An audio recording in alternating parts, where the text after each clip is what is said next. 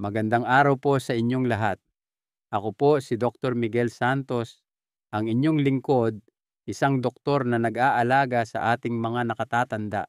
May mga araw ba na parang hindi na sumusunod ang inyong katawan sa inyo? Ang mga binti ay tila mas mabigat. Ang pagtayo mula sa upuan ay nangangailangan ng mas malaking pagsisikap. At ang simpleng pagbubuhat ng mga pinamili sa palengke ay tila mas nakakapagod kaysa dati. Wala namang nagbago sa inyo, ngunit mayroong isang bagay sa loob ninyo na tahimik at unti-unting nagbabago. Ang tahimik na pagbabagong iyon, meron itong pangalan, sarcopenia. Ito ang tawag ng mga doktor sa dahan-dahang pagkawala ng kalamnan muscle na nangyayari habang tayo ay nagkakaedad.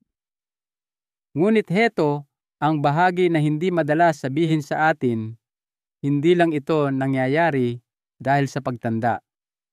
Mas mabilis itong nangyayari kapag ang ating katawan ay hindi nakakakuha ng tamang suporta ng tamang panggatong sa araw-araw. Ngayon, narito ang magandang balita. Hindi ninyo kailangan ng gym membership. Hindi ninyo kailangan ng mga protein powder o mahigpit na mga routine. Sa katunayan, ang ilan sa mga pinakamakapangyarihang proteksyon laban sa pagkawala ng kalamnan ay nasa inyong mga prutasan lang. Oo, mga tunay at pang-araw-araw na prutas. Likas na lunas at nakakagulat na epektibo sa pagtulong na manatili kayong malakas, maliksi at independyente hanggang sa inyong edad na 70 at higit pa.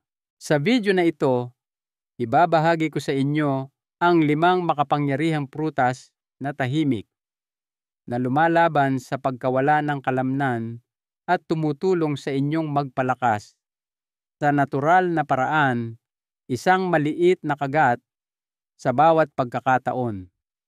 Hindi ito mga kakaiba o mamahaling superfoods.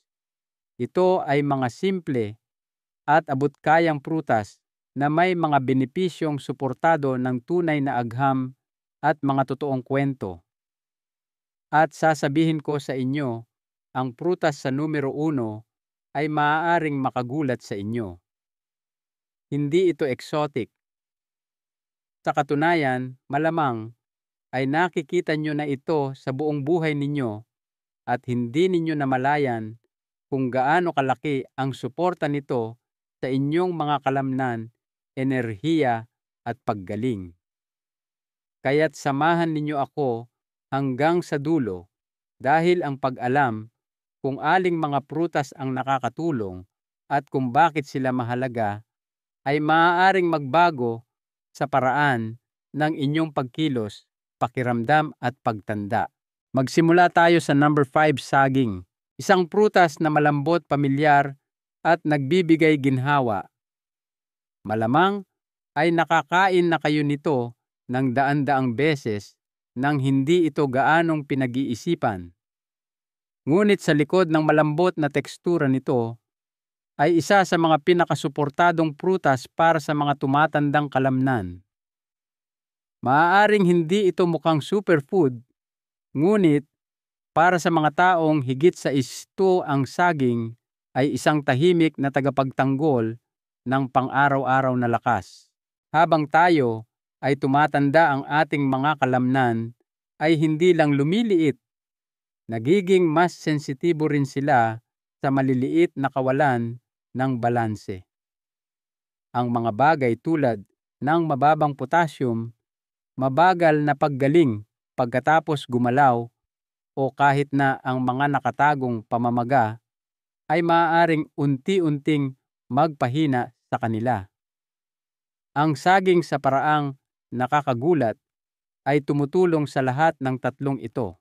Mayaman ito sa potassium, isang mineral na talagang kailangan ng inyong mga kalamnan para gumalaw at mag-relax ng maayos.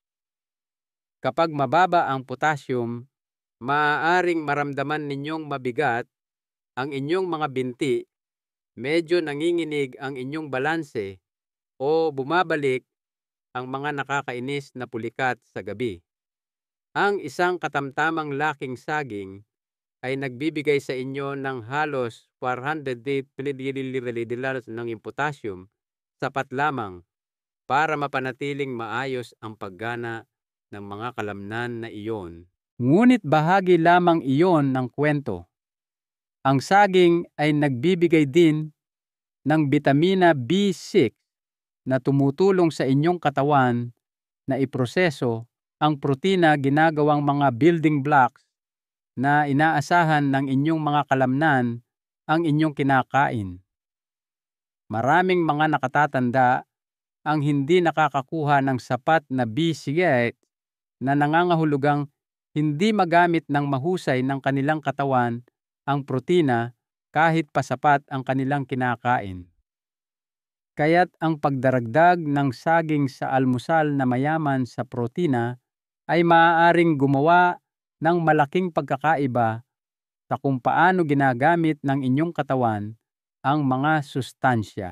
Ngayon, alam kong iniisip ng ilan sa inyo, hindi ba't masyadong matamis ang saging para sa akin?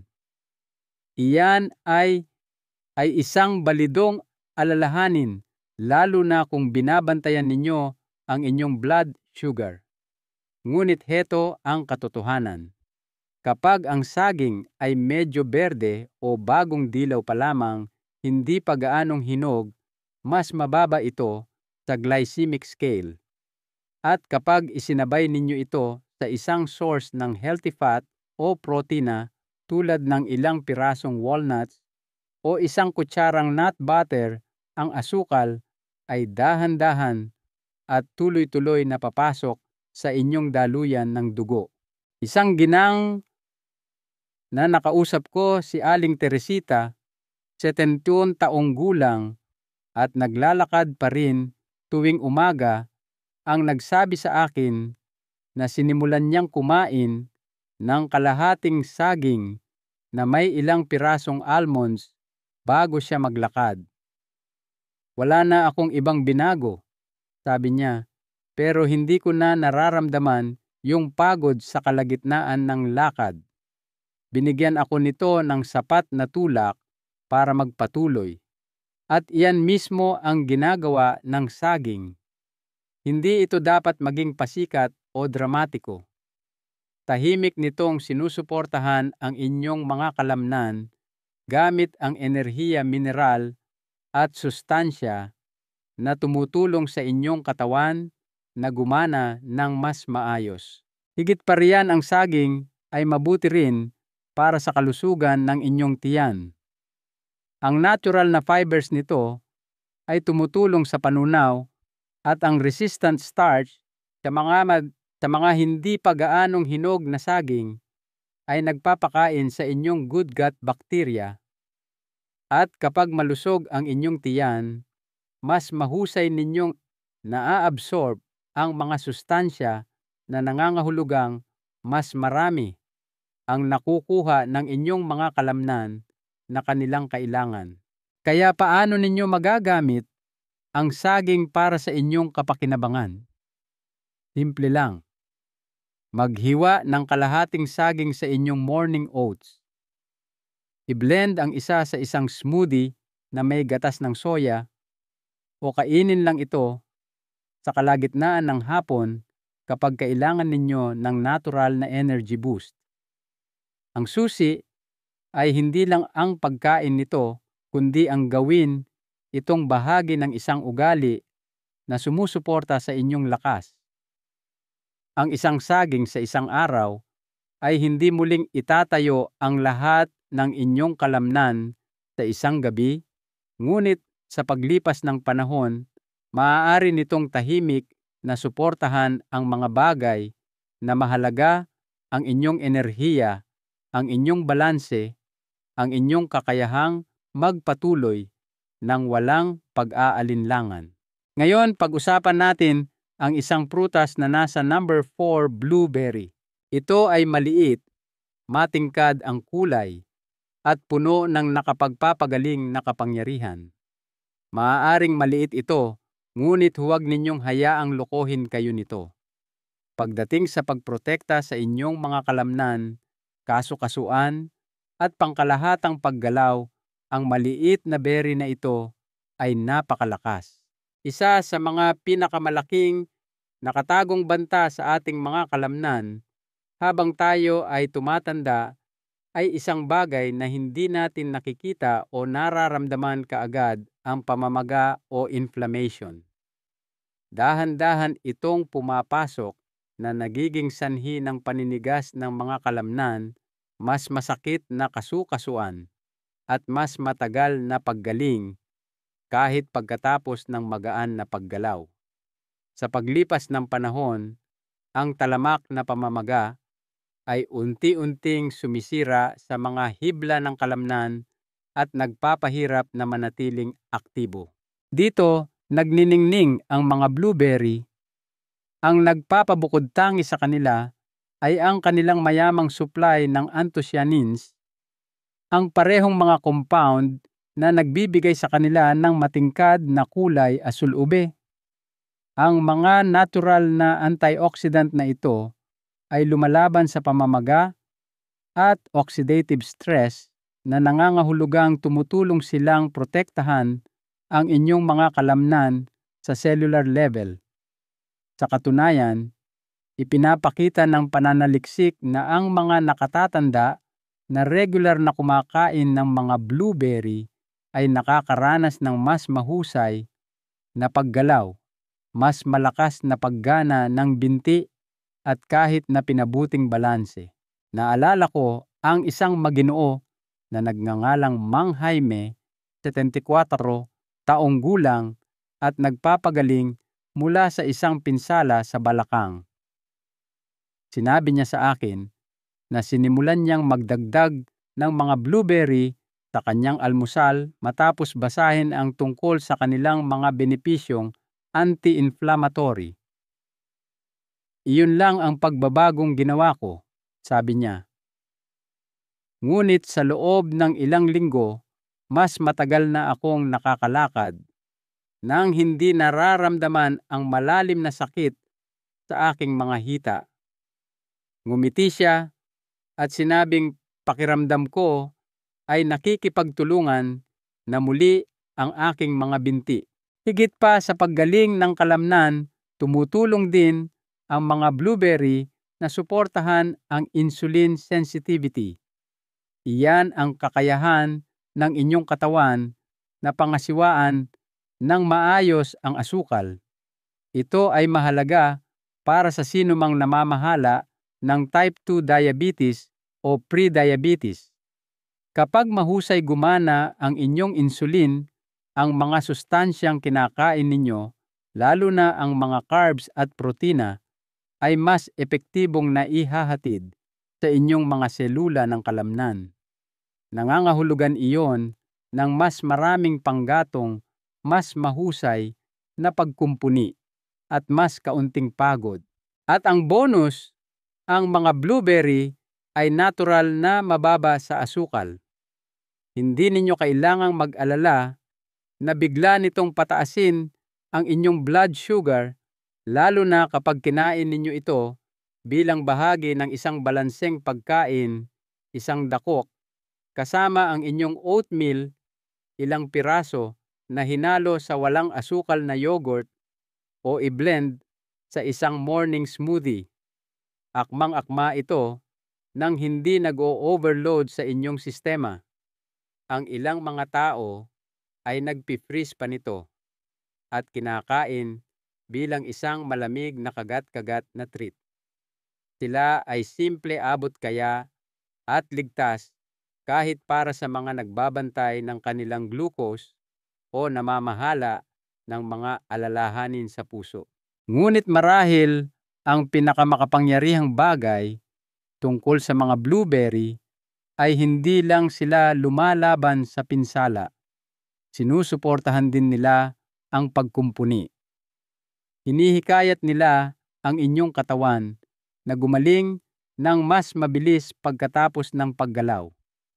Nag-unat man kayo ng bahagya naglakad kasama ang aso o nagtrabaho sa hardin, tinutulungan ng mga blueberry ang inyong mga kalamnan na bumalik na may mas kaunting sakit, mas kaunting pamamaga, at mas maraming lakas sa paglipas ng panahon. Kaya kung naghahanap kayo ng isang banayad ngunit makapangyarihang paraan upang suportahan ang inyong mga kalamnan, bawasan ang pamamaga, at manatiling aktibo ang maliit na berry na ito ay maaaring maging inyong bagong matalik na kaibigan. Ngayon, lumipat tayo sa number 3, papaya. Isang bagay na mas malambot, mas mainit-init ang kulay at madalas na hindi napapansin. Ito ay matamis na kapapawi at halos natutunaw sa bibig. Ngunit ang tunay na lakas nito ay nasa ilalim ng balat, lalo na pagdating sa pagsuporta sa panunaw at pagtulong sa inyong mga kalamnan na ma-absorb ang kailangan nila para lumago at gumaling. Nakikita ninyo, habang tayo ay tumatanda, ang ating panunaw ay natural na bumabagal. Hindi na gaanong natutunaw ng katawan ang protina at nangangahulugan iyon na mas kaunting mga amino acid ang magagamit para ayusin ang kalamnan. Maaaring kumakain kayo ng maayos kahit na nagdaragdag ng mas maraming protina sa inyong mga pagkain. Ngunit kung hindi ito kayang iproseso ng inyong katawan ng mahusay, ang inyong mga kalamnan ay talo pa rin. Dito, nagiging tahimik ninyong kaalyado ang papaya. Naglalaman ito ng isang espesyal na enzyme na tinatawag na papain, na gumaganap na parang katulong sa inyong tiyan, tinutunaw ang mga protina para mas ma-absorb ito ng inyong katawan. Para ninyong binibigyan ng banayad na tulong ang inyong digestive system, isang tulong na lalong nagiging mahalaga habang nagkakaedad. Ngunit hindi nagtatapos doon ang mga biyaya ng papaya. Mayaman ito sa bitamina C na gumaganap ng mahalagang papel sa pagkumpuni ng kalamnan. Tinutulungan ng bitamina C ang inyong katawan na gumawa ng collagen, isang pangunahing bahagi ng inyong mga kalamnan, litid tendons at ligaments. Kung walang sapat nito, maaaring maramdaman ninyong mas mahina ang inyong mga kalamnan at mas naninigas ang inyong mga kasukasuan. At pakinggan nyo ito, ang papaya ay may higit pang bitamina C kaysa sa mga dalandan na ginagawa itong isang kamangha-manghang pang-araw-araw na source para sa mga nakatatanda na nais manatiling flexible at maliksi. Mayroon din itong beta-carotene at lycopene, mga natural na compound na nagbibigay sa papaya ng matingkad na kulay kahel rosas.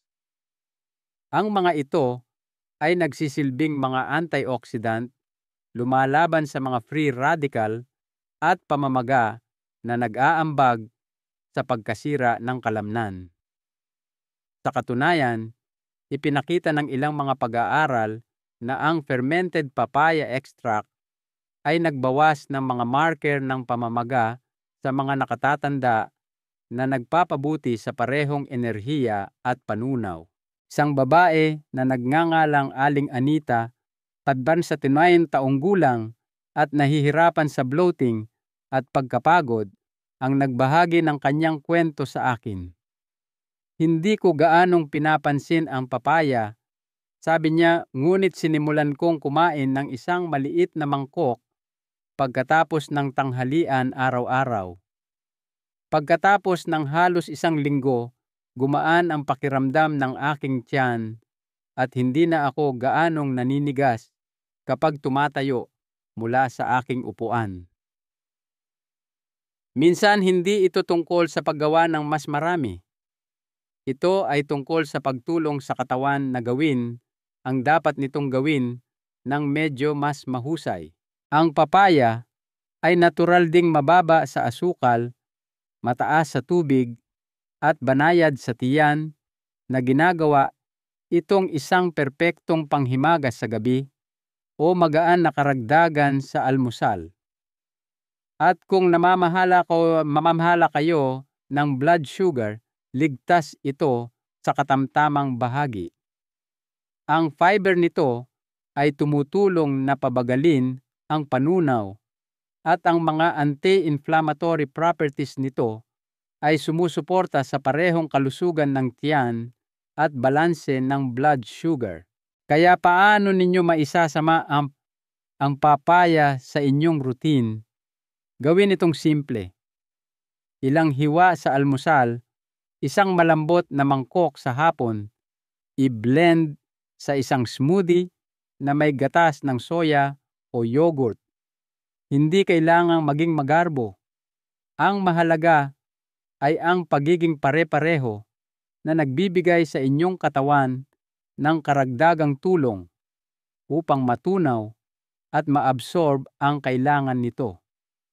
Sa huli, ang papaya ay hindi maingay o dramatiko, ngunit ang suporta nito ay nararamdaman sa inyong tiyan, sa inyong mga kasu-kasuan, at sa paglipas ng panahon sa lakas na muli ninyong nararamdaman.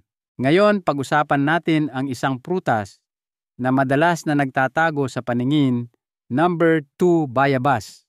Hindi ito palaging laman ng mga balita tulad ng mga berry o abokado, ngunit para sa mga senior, ang matigas at mabangong prutas na ito ay isa sa mga pinakamakapangyarihang tagasuporta ng kalamnan na iniaalok ng kalikasan.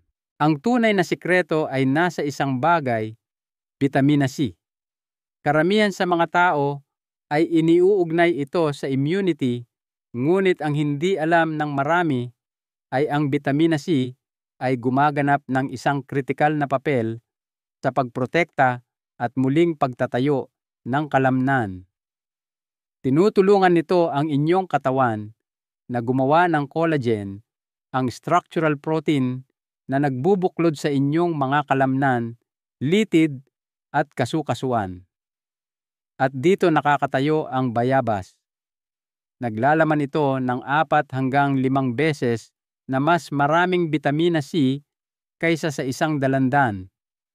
Isang katamtamang laking bayabas lamang ay maaaring magbigay sa inyo ng higit sa 250% ng inyong pang-araw-araw na pangangailangan sa pinakanatural na anyo ng whole food. Ngunit ang Vitamina C ay hindi lamang tungkol sa collagen. Ito rin ay isang makapangyarihang antioxidant. At ang mga antioxidant ang nangungunang depensa laban sa pinsala sa kalamnan na dulot ng oxidative stress, isang proseso na bumibilis habang nagkakaedad. Kapag ang inyong mga kalamnan ay nasa ilalim ng palagi ang mababang antas ng stress, mas madali silang masira at tahimik na pumapasok ang sarcopenia. Tinutulungan ng bayabas na i-neutralize ang prosesong iyon at sinusuportahan ang kakayahan ng inyong katawan na gumaling. Mayroon pa, ang bayabas ay naglalaman din ng potassium at fiber na parehong sumusuporta sa pangkalahatang paggalaw at kalusugan ng metabolismo. Ang potassium ay tumutulong sa paggalaw at koordinasyon ng kalamnan, habang ang fiber ay nagpapanatiling matatag ng panunaw na tumutulong sa inyong katawan na maabsorb ang mas maraming sustansya mula sa mga pagkaing kinakain ninyo. Isang lalaki na nagngangalang Mang Rabi 72 ang nagsabi sa akin na ang bayabas ay naging bahagi ng kanyang retirement recovery routine. Tuwing umaga pagkatapos ng kanyang paglalakad, hihiwain niya ang isang sariwang bayabas at kakainin ito na may kaunting asin at sili, tulad ng kung paano niya ito kinakain noong bata pa siya. Hindi ko ito gaanong pinag-isipan, sabi niya. Ngunit pagkatapos ng ilang linggo, hindi na gaanong naninigas ang aking mga tuhod at bumuti ang aking balanse. Hindi ito mahika. Ito ay isang bagay na totoo. Ang nakakaginhawa rin ay ang bayabas ay diabetic friendly. Sa kabila ng banayad na tamis nito, mayroon itong mababang glycemic index na nangangahulugang hindi nito biglang itataas ang inyong blood sugar. At ang mga antioxidant nito, lalo na ang lycopene, ay nagpakita ng mga benepisyo para sa kalusugan ng puso na nagpapababa ng presyon ng dugo at nagpapabuti ng sirkulasyon na mahalaga para sa paghahatid ng oxygen at sustansya sa inyong tissue ng kalamnan. Paano ninyo maisasama ang bayabas sa inyong buhay? Ang sariwa ay pinakamahusay. Kainin ito ng hilaw-hiniwa na kasama ang balat. Dito nagtatago ang marami sa mga sustansya. Maaari din ninyo itong idagdag sa mga smoothie o i-chop sa isang fruit salad. Kung hindi available ang sariwa, ang walang asukal na katas ng bayabas sa maliliit na halaga ay isang magandang opsyon din. Sa mundo ng kalusugan ng kalamnan, maaaring hindi nagsusuot ng kapa ang bayabas, ngunit tiyak na gumagana ito na parang isang bayani. Tahimik tuloy-tuloy sa bawat kagat. Ngayon naglaan kami ng isang bagay na matamis at makapangyarihan para sa huli. Isang prutas na hindi lamang nagbibigay sa inyo ng mabilis na enerhiya, kundi nagpapakalma rin ng pamamaga at tumutulong na magbigay lakas sa mga pagod na kalamnan nang hindi biglang pinapataas ang inyong asukal. Pag-usapan natin ang madalas na hindi nauunawaang number 1 dates. Maliit, kulubot, natural na matamis. Maaaring isipin ninyo ito bilang isang pangpista o isang bagay na kinakain tuwing Kapaskuhan. Ngunit kung kayo ay higit sa 100 at sinusubukang manatiling malakas ang dates, ay maaaring tahimik na maging isa sa inyong pinakamakapangyarihang kaalyado. Magsimula tayo sa kung ano ang unang napapansin ng karamihan enerhiya. Habang tayo ay tumatanda, karaniwan nang makaramdam ng kaunting pagod, lalo na pagkatapos ng kahit magaan na aktibidad. Ang pag-akyat sa hagdanan, paghahardin, o kahit paglalakad lang ay maaaring mag-iwan sa inyo ng pakiramdam na kailangan ninyong humiga. Ito ay bahagyang dahil sa hindi na gaanong mabilis makabawi ang inyong mga kalamnan tulad ng dati. Dito pumapasok ang dates. Ang dates ay mayaman sa natural na asukal, oo, ngunit puno rin ito ng fiber na nagpapabagal sa kung paano naa-absorb ang asukal na iyon. Nangangahulugan iyon na ang ilang pirasong dates ay maaaring magbigay sa inyo ng isang banayad at tuloy-tuloy na pagtaas ng enerhiya nang hindi biglang pinapataas ang inyong blood sugar. Sa katunayan, ipinakita ng mga pag-aaral na ang dates ay may mababa hanggang katamtamang glycemic index na ginagawa itong mas ligtas kaysa sa inaakala ng karamihan, kahit para sa mga namamahala ng type 2 diabetes kapag kinain ng katamtaman. Ngunit ang dates ay nag-aalok ng higit pa sa tamis. Puno ito ng potassium at magnesium, dalawang mineral na sumusuporta sa malusog na paggalaw ng kalamnan at nagbabawas ng mga pulikat. Kung nakaranas na kayo ng pananakit ng binti sa gabi o naramdaman ninyong mas mabilis manghina ang inyong mga binti kaysa dati ang mababang potassium ay maaaring bahagi ng dahilan. Ang ilang pirasong dates lang ay makakatulong na mapunan muli ang mga naimbak na iyon, lalo na pagkatapos ng pisikal na aktibidad.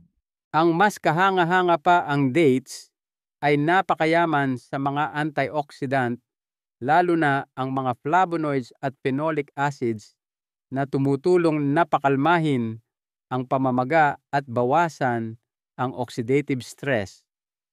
Ang mga antioxidant na ito ay tumutulong na protektahan ang inyong mga selula ng kalamnan at sinusuportahan pa ang inyong puso, utak at immune system.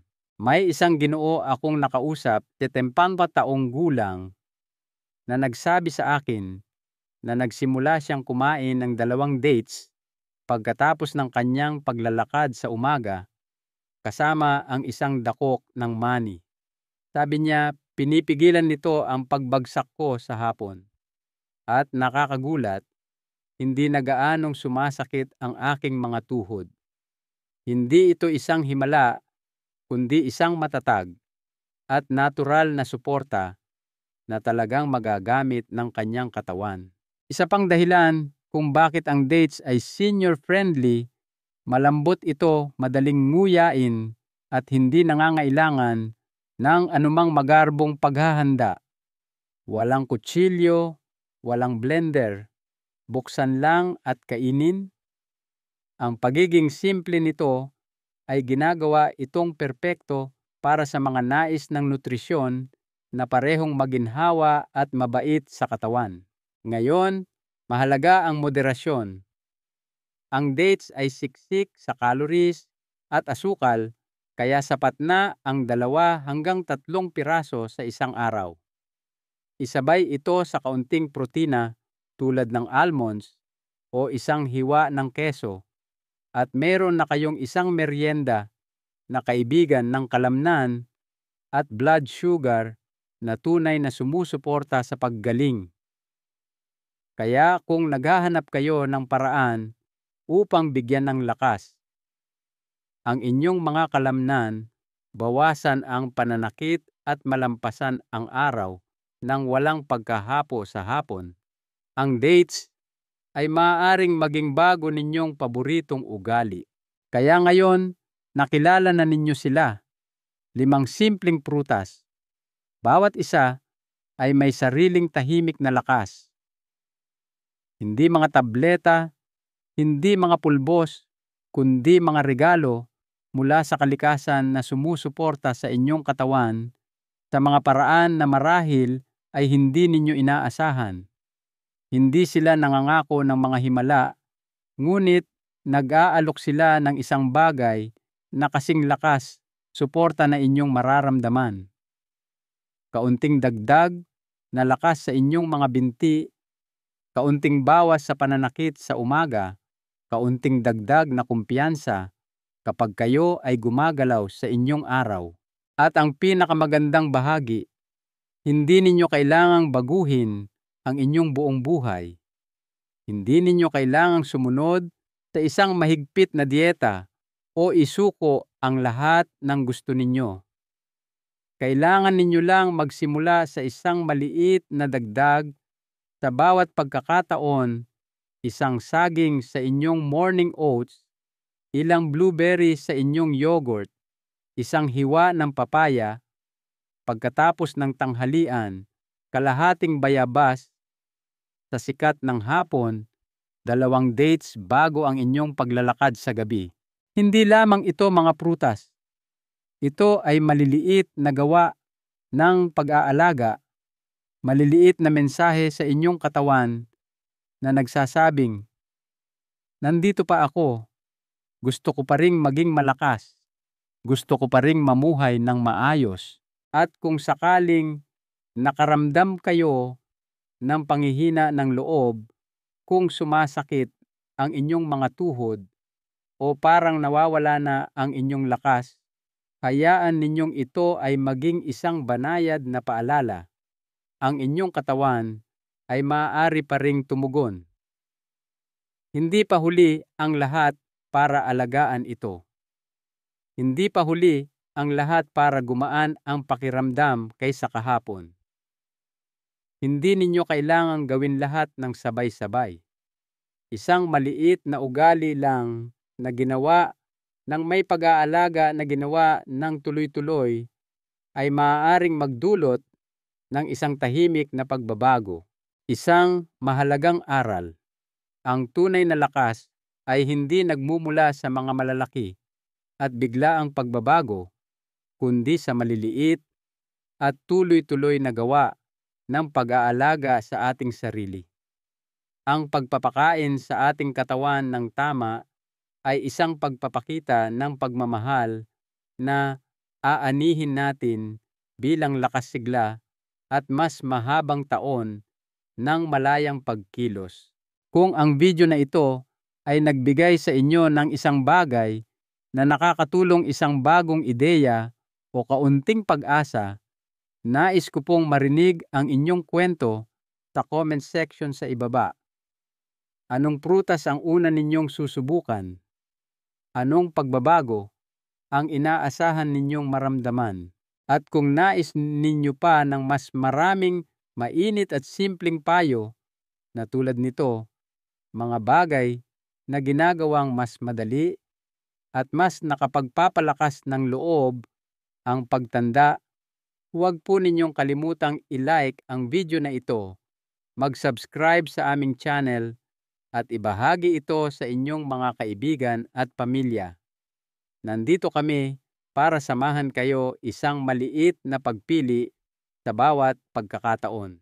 Hanggang sa muli, manatiling malakas, maging mabait sa inyong katawan at huwag kailanman kalimutan na mayroon pa kayong napakaraming lakas sa loob ninyo.